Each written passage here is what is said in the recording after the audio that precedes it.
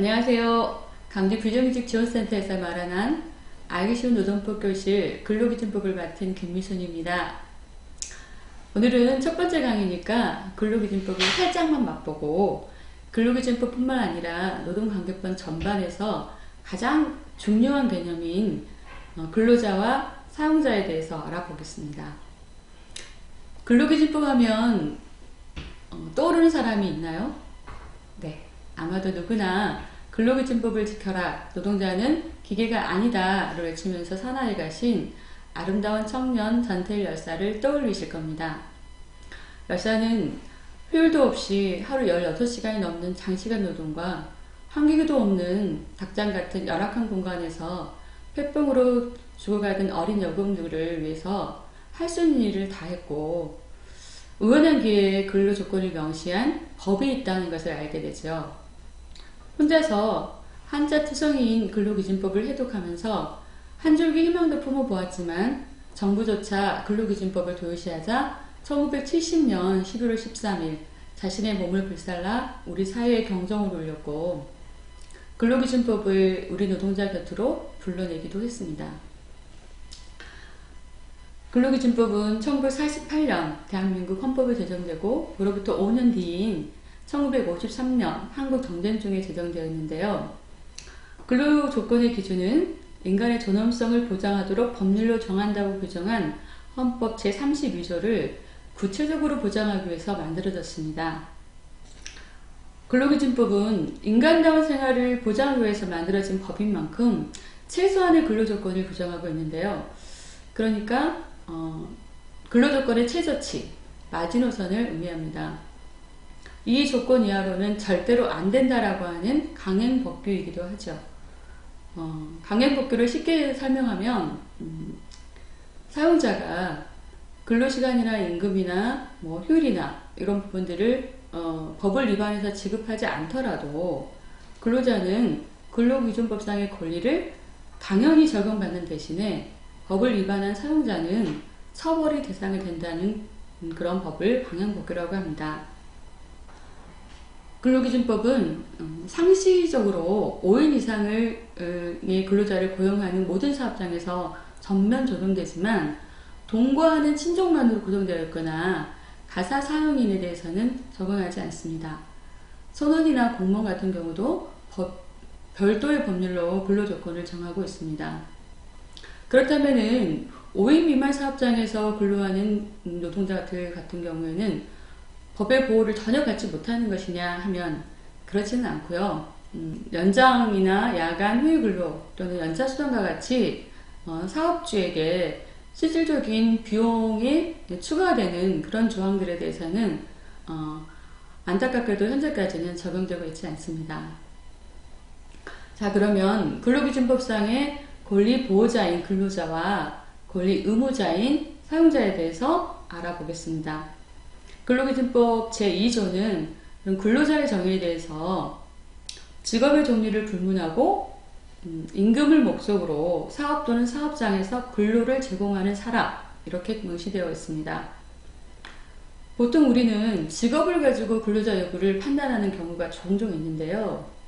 법에서는 직업의 종류를 불문하라고 하고 있고, 직업의 종류를 불문한다는 것은 직업은 근로자를 판단하는 조건이 아니라는 의미입니다.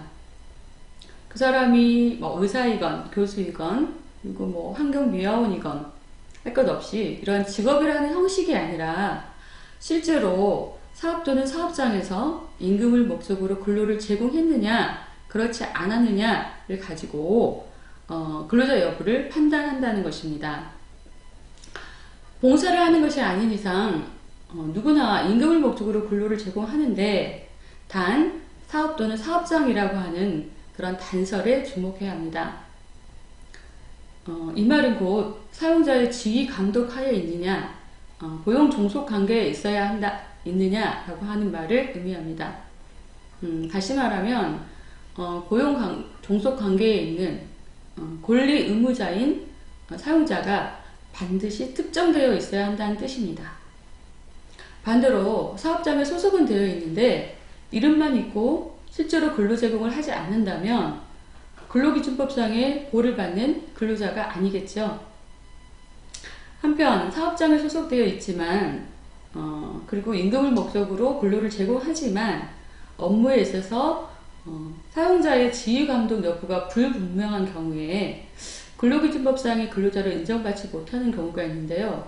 흔히 우리가 알고 있는 레미콘 기사라든지 학습지 교사라든지 보험 모집인 그리고 골프장 캐디 같은 특수고용 노동자로 불리는 분들이 바로 그런 경우입니다. 얼마 전 담양 골프장에서 사격 훈련 중에 날아온 총알에 캐디 한 분이 많이 다치셨는데요. 일하다가 다쳤지만 산재 인정을 받지 못했어요. 그 이유는 법적으로 근로기준법상 근로자의 지위에 있지 않았기 때문에 산재보험 가입에 제한이 있었거든요. 이렇게 법적으로 근로자의 지위를 인정받아야만 근로자에 대한 특별한 보호를 받을 수 있기 때문에 근로자 지위 인정 소송과 같은 법적 공방이 오늘도 계속해서 이루어지고 있습니다. 하지만 노동조합법상의 근로자 개념은 좀 더 포괄적인데요. 노동조합법상의 근로자의 정의는 직업의 종류를 불문하고 임금, 급료, 기타 이 밖에 준하는 수입에 의하여 생활하는 사람을 말합니다. 즉 사용 종속 관계에 있지 않아도 그리고 현재 근로를 제공하고 있지 않은 해고자나 실업자라 할지라도 노동조합법상의 근로자로는 인정한다는 것입니다. 특수고용 노동자도 당연히 포함이 되겠죠. 때문에 근로기준법상의 근로자는 아니지만 이분들도 노동조합을 결성할 수 있고 단체 교섭과 단체 행동의 권리를 행사할 수 있습니다. 그렇다면 근로자의 상대적 개념이면서 법적 의무를 부담하는 근로기준법상 사용자는 누구를 말할까요? 근로기준법에서는 사업주 또는 사업경영 담당자, 그 밖에 근로자에 관한 사항에 대해서 사용자를 위해 행위하는 자라고 규정하고 있습니다. 한편 그 사업주는 당연히 사용자에 속하겠죠. 그러나 법에서 말하는 사업주가 곧 사장인 것은 아닙니다. 법에서는 법의 효력이 미치는 대상으로 법인이라고 하는 주체를 인정하고 있는데요. 개인 사업주가 회사를 운영하는 경우가 아니라면 사장이 아니라 회사 그 자체가, 회사 법인 그 자체가 사업주가 됩니다.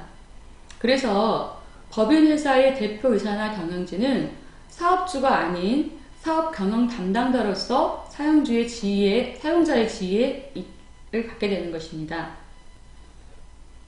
세 번째, 근로자에 관한 사항에 대하여 사업주를 위해 행위하는 자인데요.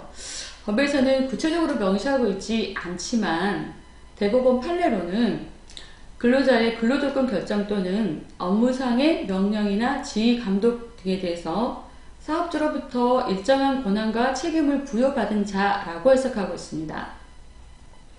예를 들면 상무나 공장장 그리고 노무과장과 같은 경우에 이분들은 일을 시키고 감독하는 사람이기 때문에 사원의 입장에서 보면 사용자이지만 또 한편으로 이분들도 사업주의 지휘 감독하에 있기 때문에 근로자이기도 합니다.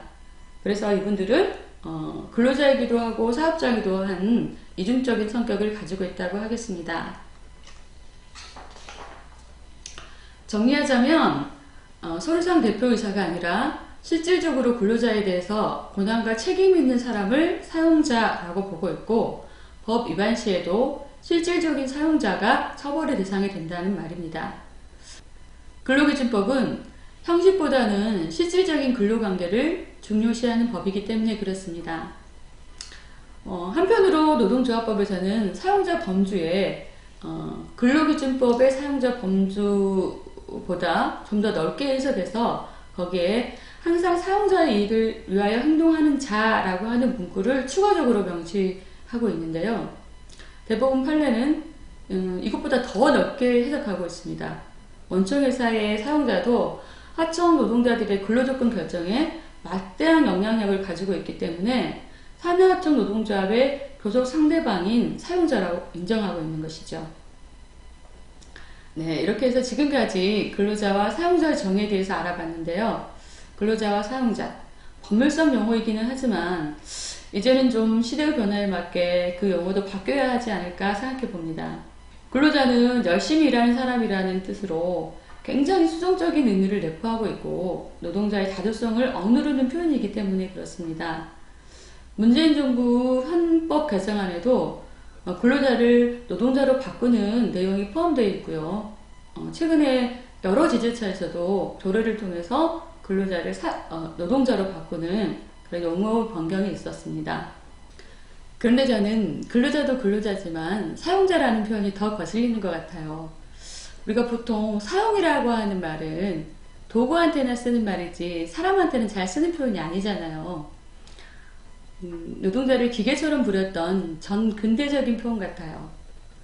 좀 더 적절한 용어가 필요하다는 생각을 해보면서 오늘 강의는 이것으로 마치고 다음 시간에 임금이라는 주제를 가지고 만나 뵙겠습니다.